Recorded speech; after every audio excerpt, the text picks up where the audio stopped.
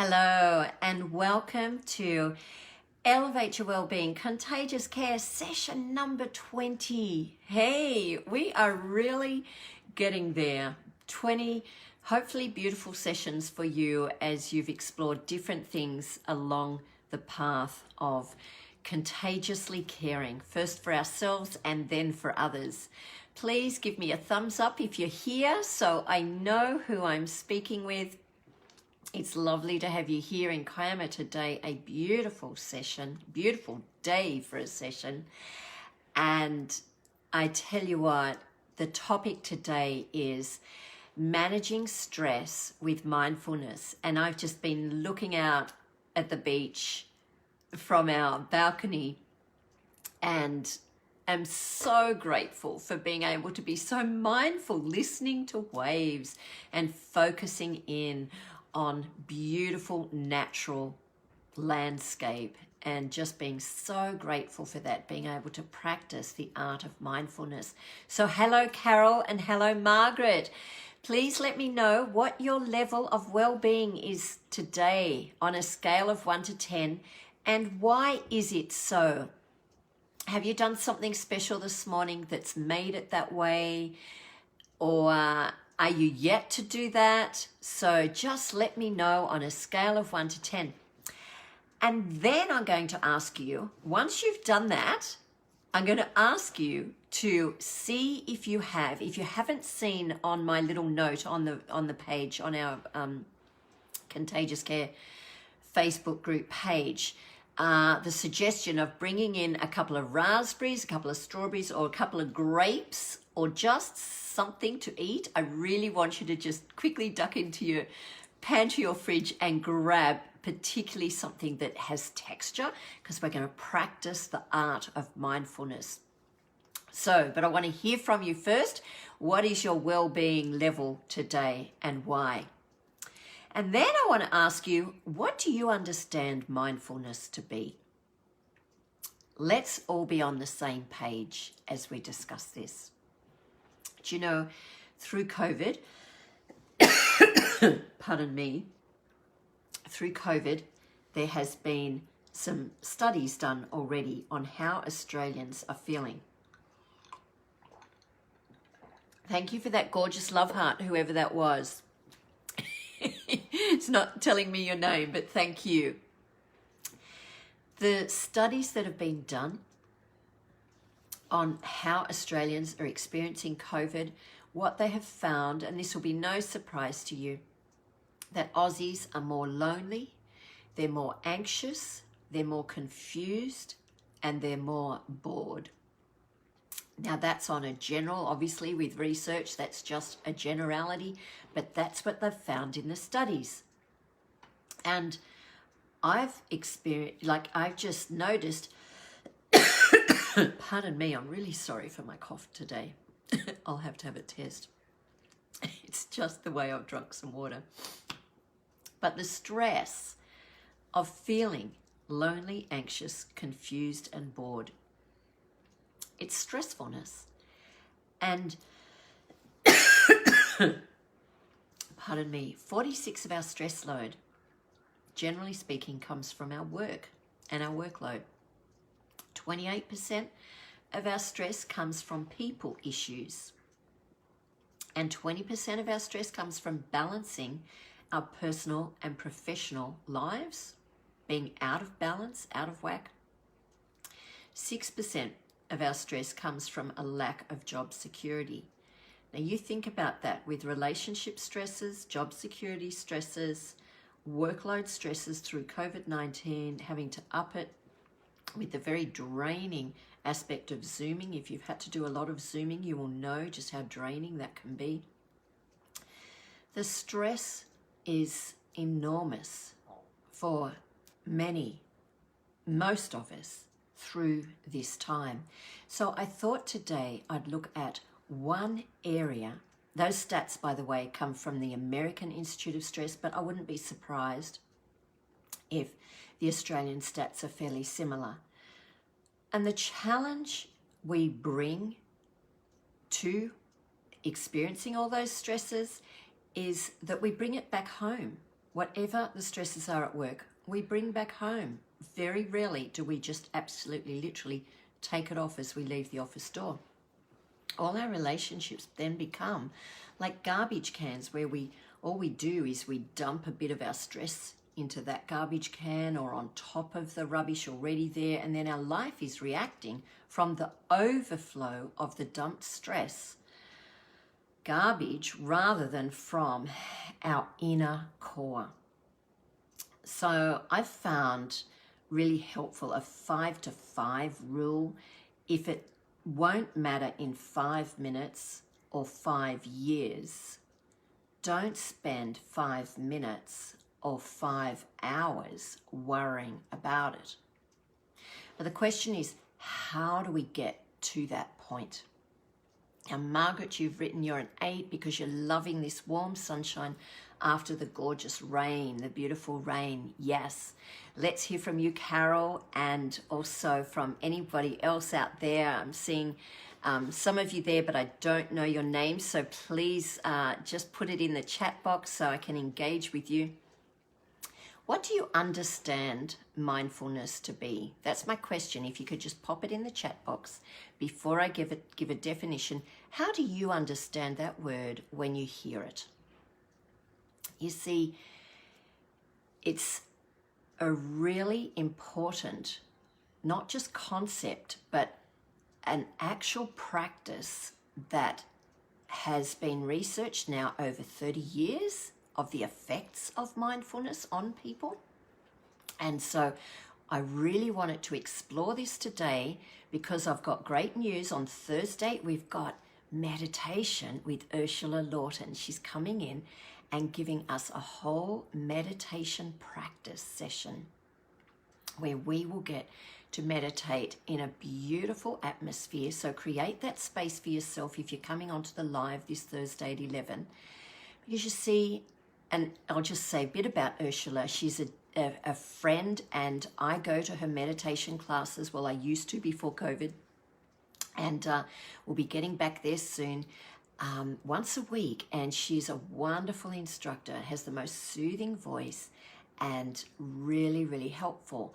And, you know, mindfulness and meditation go hand in hand. And both of them are really helpful in helping to alleviate the stresses that we come across. Because you see, we can't always prevent the stresses. Remember, there's good stress. It's called eustress, EU stress. And then there's negative stress upon us, which is distress. And we need to get our lives more in balance so that we can cope with the good stresses and eradicate some negative stress, but learn to manage it well. And mindfulness is one of those practices where we can learn to manage it well. So what do you understand for mindfulness? As mindfulness, what mindfulness is, please let me know. And this is what we're going to look at today. So mindfulness is scientifically proven to calm our mind down so that we can become more resilient throughout our day, throughout the stresses that do occur. You see, the whole aspect of elevating our well-being, which is what I've called these series as from the book that I co-authored, Elevate Your Well-Being. And the whole point of elevating our well-being is not to prevent stresses, but to be able to deal with the stresses as they come. If we've got an elevated well-being, we're going to be able to move through those stresses and hop on the horse again when we've fallen off it. So we're going to be able to hop on that horse more quickly. So it's really important to develop some ways of dealing with these stresses. So nobody's giving me an answer on what they understand mindfulness to be. So I will tell you. Well, first of all, I'm going to tell you what I want you to guess first. I'm going to give a free book out to the person who just answers the question, okay? lots of answers. There's lots of definitions. It's okay. It's okay to not have it quite right. Just tell me what you think of in your mind when I say mindfulness. And I'll tell you what it's not. The opposite of mindfulness is mindlessness. Have you ever been in a situation where you've hopped in the car? I know I've done it many times. One time, even from Sydney, I was driving back home to Kiama. It's a 2-hour drive. And I could not believe that I had arrived in our driveway and all that time had just passed like that. And I thought, what have I been thinking? My mind was just in a mindless, I was zoned out. And that experience, have you ever experienced something like that before, where you have just zoned out your mind? It's almost felt like those moments have been lost, that they didn't even arrive, because here you were thinking you were living your life, but you weren't even there for most of it. Your mind was off on another planet, somewhere else. And so the antidote to mindlessness is, of course, mindfulness, which is, Carol, good on you. You are conscious of ways to be still, which helps you to refresh and be more able to cope with life stresses. Yay, good on you, Carol.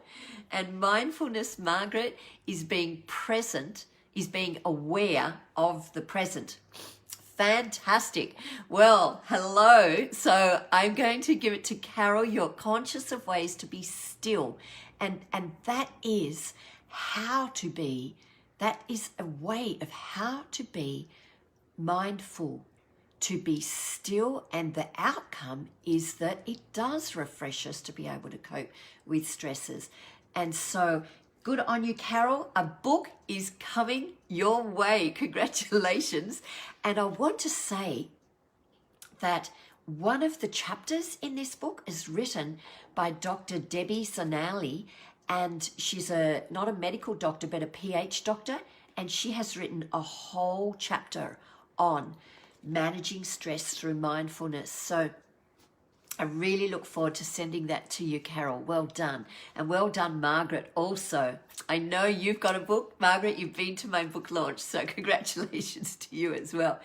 So mindfulness is being aware, moment by moment, of what's happening around you. As Margaret, you've said, it's being aware of the present.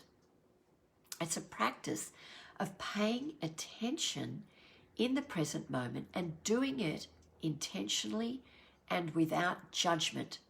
So we can practice mindfulness meditation by observing our thoughts, hopping outside our thoughts and observing them, noticing our emotions, noticing our body state.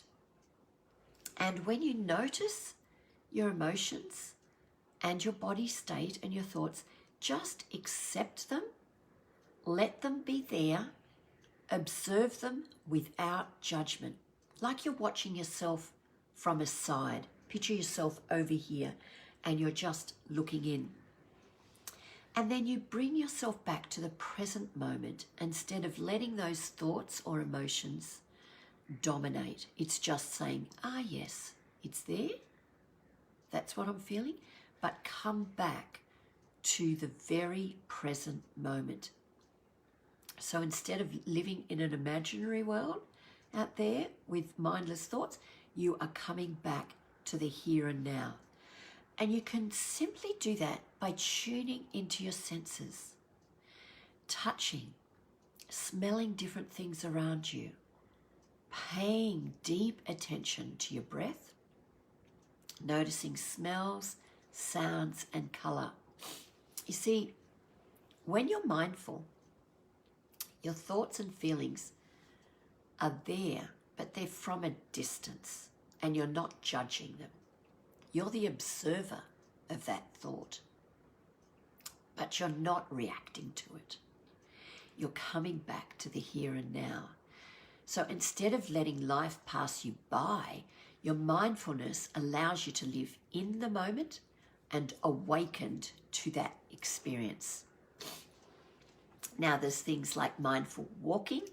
I love to just walk, particularly on the sand, and feel the sand beneath my feet and rub my toes into the sand and just get a feel of what that's like, and becoming very conscious of the texture, the movement, the little sand particles, and feeling it, and just noticing the sound of waves, noticing the sound of birds when you're bushwalking, and stopping and just taking a beautiful time out to hear the whispers of this world that we so often walk past and don't even notice.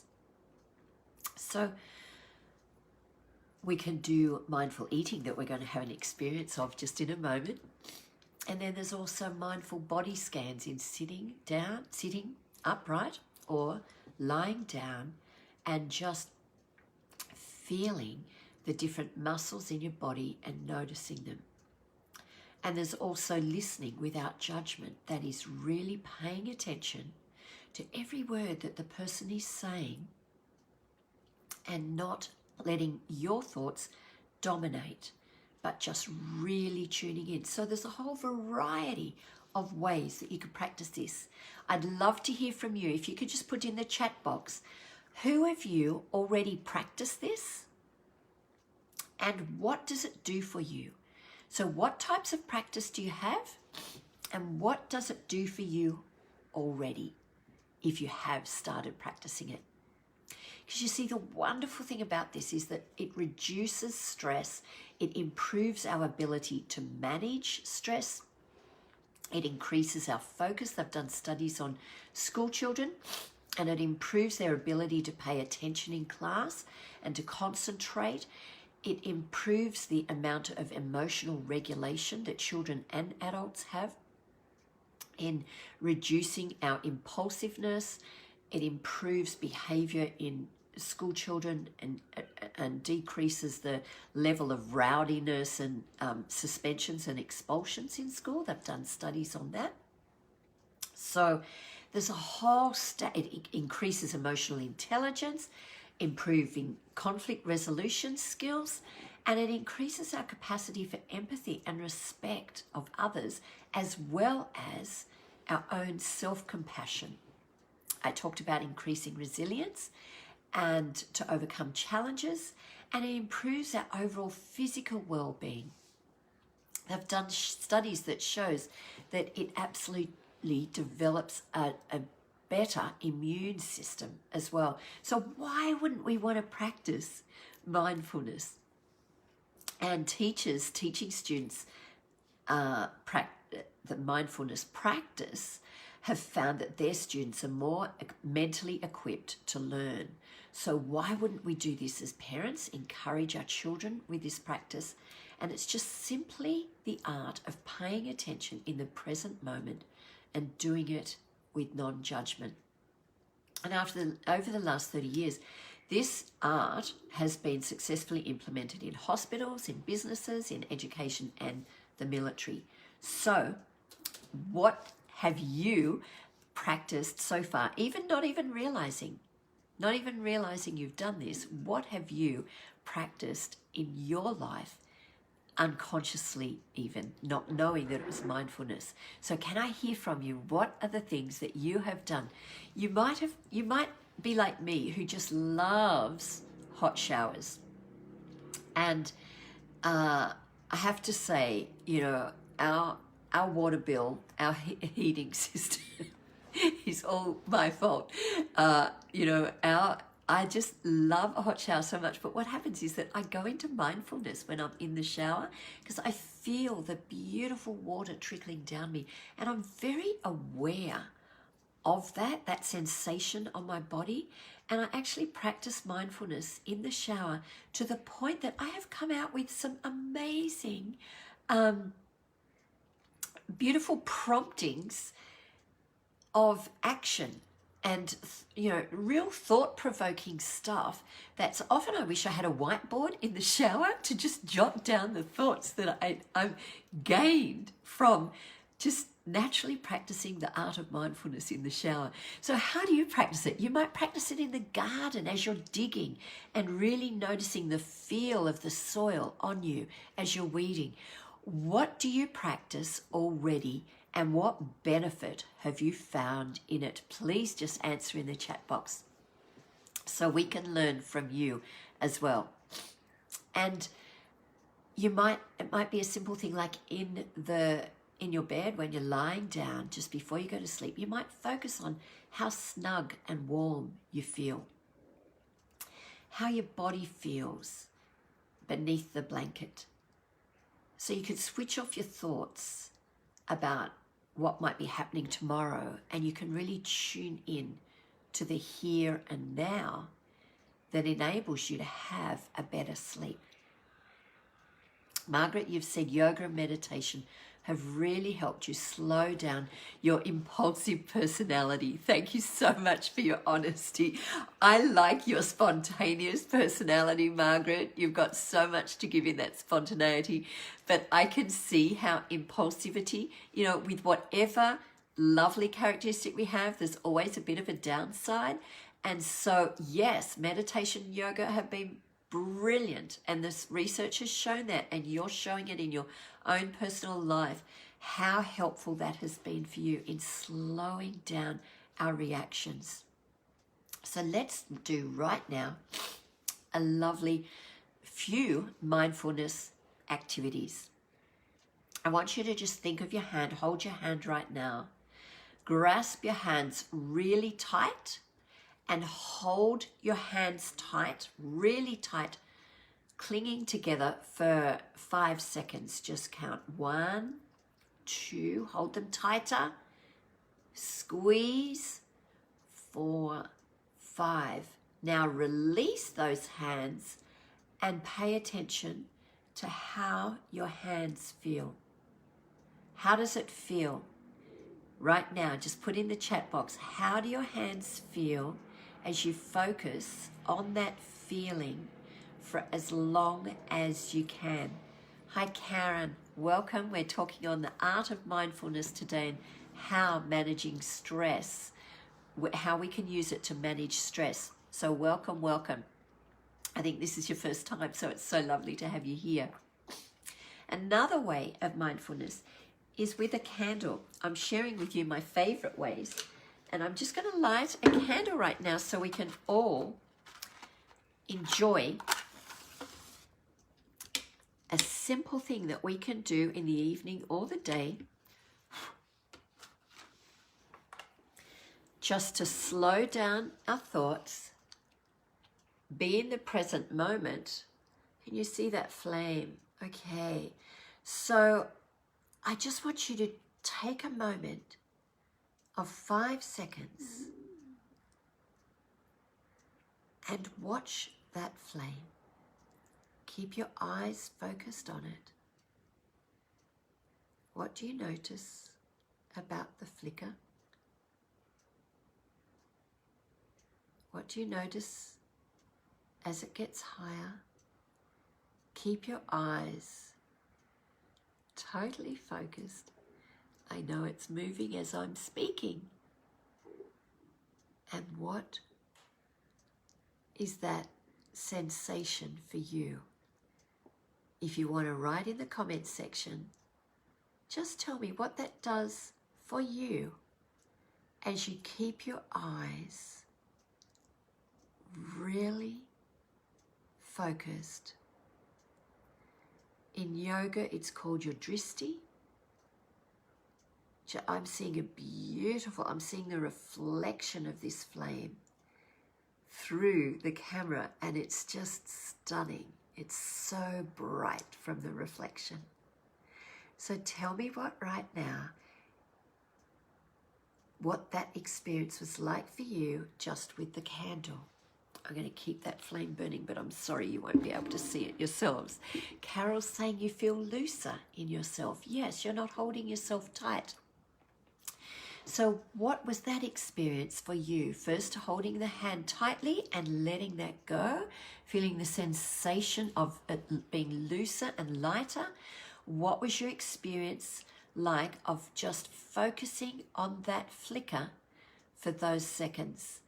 Carol, yes, you forget the surroundings, you forget what's out there, and you tune in to your internal world, what's on the inside for you. So another beautiful one, yes, you feel calmer, Margaret.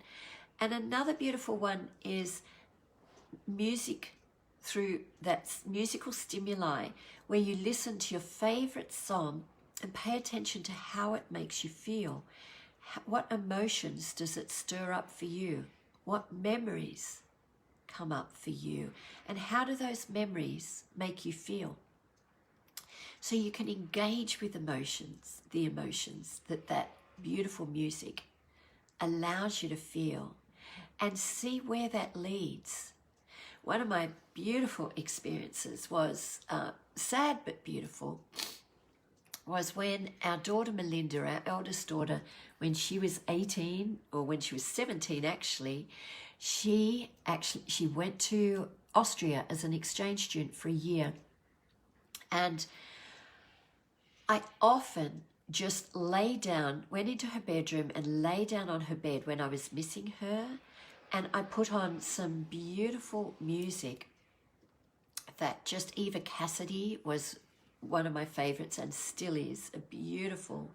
Sadly, she's no longer with us on earth, but she wrote the most beautiful, evocative music, and it would just allow me to cry and allow me to tune in to my experience of missing Melinda. And then I was right for the day after I had had that 5 or 6 minutes to just allow myself to cry when I wanted to, through purely missing our precious daughter. I can't believe it. I turned that phone off, but it didn't work. So I'm going to practice mindfulness right now and not focus on the external. And I'm going to pick this candle up and still enjoy focusing on what is important right now. So hello, Rebecca. Welcome to you, and lovely to have you here. And the focus of that flame. Isn't it beautiful? I hope you'll be using candles. My children used to mock me when they were teenagers for having candles on so much, but now I think they really appreciate the value of it. It's just a beautiful, calming essence. And another sensory exercise is going through our full body, wherever you are, just stopping and looking around when it's safe to do so. And become aware of everything that your senses pick up. How do you feel? You might feel overstimulated. You might feel anxious, but make a mental note and keep observing without any judgment just how you feel. So there's so many ways that you can really appreciate mindfulness, and I hope you've enjoyed these little practical activities. I almost forgot. If you got your raspberries or strawberries or grapes out, I'm going to ask you to do the last one. Have you got a piece of fruit or something to do right now so that I'm not doing this on my own? I want to share with you in this little communion of raspberry or grape or strawberry eating. I want you to just take a tiny bite.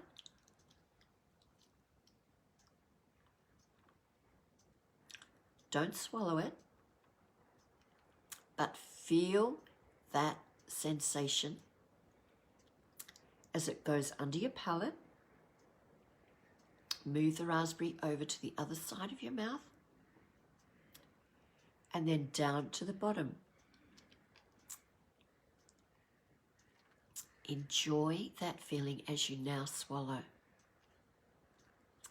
And whatever you have, Carol's saying no raspberries, but kiwi fruit. Kiwi fruit's a fantastic thing to do with it, to do it as well. I have actually done this in I think it was 28 minutes I spent just picking a little bubble of the raspberry out at a time. I wanted to practice the art of mindfulness in an intense way, and just one little bubble at a time, and feel that sensation around your teeth, and often around the lower, when we find our tongue going up to our palate, it's a signal that there's more stress. So try and bring your tongue down to the bottom part of your mouth. That will decrease your stress very quickly. Just one aspect of it. And then with a grape, it's great because it's so juicy. Feel that sensation. Experience it in the moment. I'm seeing lots of thumbs up. You're enjoying that.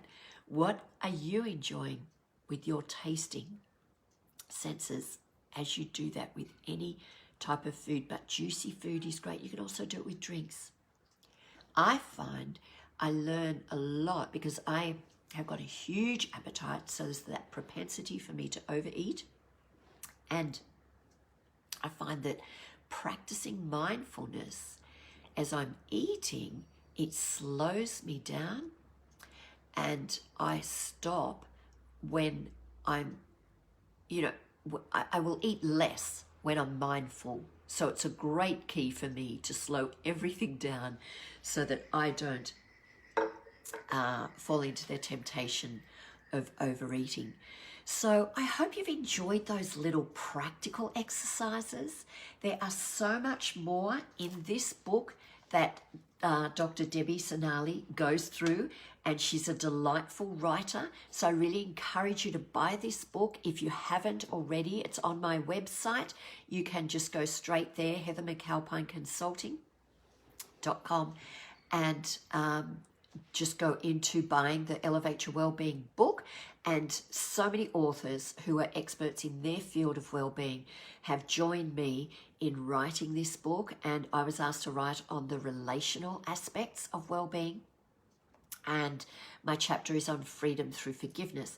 But Debbie's today is a pure chapter full of wonderful tips and blessings on the art of mindfulness. So if you're interested in this topic, I really encourage you to get a hold of that. And so if you're listening to the replays, feel free to do these exercises as well and take the practice of mindfulness into your lifestyle so that you're not just hearing the theory, but you're actually developing that practice, because it's practice, practice, practice that makes perfect. But remember, we don't have to get it perfect. We just have to get it started. So that's the way to go. Just get it started. Use one of these mindfulness exercises today that fits for you, and then you can just expand on the others. Carol's saying, thank you for the book, Heather. That's my absolute pleasure. I'll get it into the mail to you. And good on you for expanding your understanding of mindfulness. And I really look forward to being with you on Thursday. I'll be there in the background as I introduce you to the wonderful Ursula Lawton, who is just such a beautiful meditation practitioner and a wealth of experience. And I've never heard such a soothing voice in my whole life. And that is no exaggeration. And I'm also excited to share with you that we have got guest speakers lined up for the next 4 weeks. You'll still be hearing from me on Tuesday, but I wanted to give you an opportunity of hearing a different voice. And we have a co-author of this series. Elevate Your Wellbeing is an international best-selling series.